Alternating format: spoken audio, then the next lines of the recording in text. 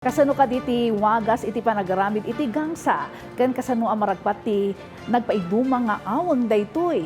Ibinglay ni Debbie Gasingan manipod iti PIA Cordillera ti kinalaing ti maysa nga individual nga agaramid iti gangsa. Ti gangsa ti maysa kadagiti pakabigbigan iti Cordillera. Iti likodan ti umawawang agangsa kat dagiti ima nga agtultuloy ang mga aramid kadagitoy. Maysa ni Marvin Onyo manipod budbud Mangkayan Benguet kadagiti mangitultuloy iti tradisyon ti panagaramid iti gangsa nga imbati ti amana.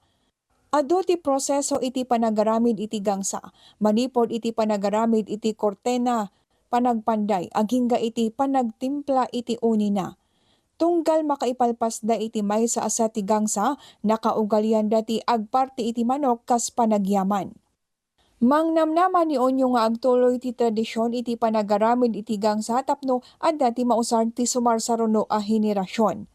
Dakkel pa iti namnama tayo ta siyempre ni ti panagkurakot han nga sumarjun.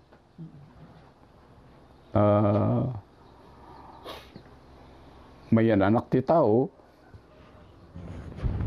excited ti gangsa nga agtukar ti amok pa ikat baka maiwaras inga na oray iti lugar nga handa nga agusar ti gangsa ket agusar dan tata. Iti kinapudno na ni Onyo tinagaramid iti dakkel a gangsa anayapan ijay kalingga.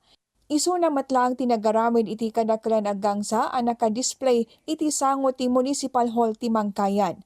Katinulong na ita dagiti upat a lalaking anak na iti panagaramid iti gangsa.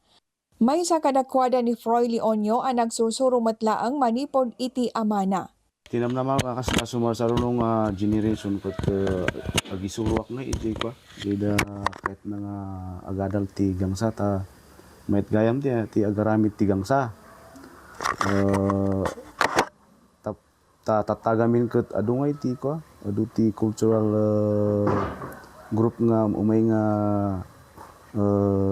umay dito nga paspasyal nga agalat ti gangsada. Iti agdamakat proseso ti lokal a gobyerno ti Mangkayan ti panakabigbig kumati kadaklan aggang sa iti ili kan ti panakapadayaw ni Marvin Onyo kas cultural master iti gong making.